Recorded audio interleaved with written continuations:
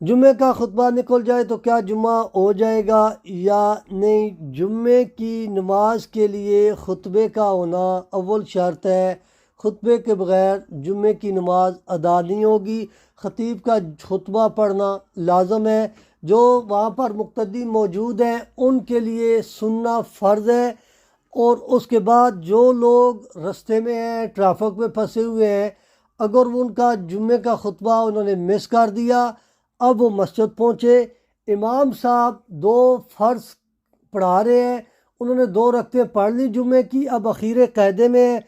अगर मुक्तदी क़ायदा अखीरा में भी आ कर के इमाम साहब को ज्वाइन कर लेता है तो उसकी जुम्मे की नमाज अदा हो जाएगी, क्योंकि वो वहाँ पर मौजूद ही नहीं था, उसकी अदम मौजूदगी में खुतबा पढ़ा गया।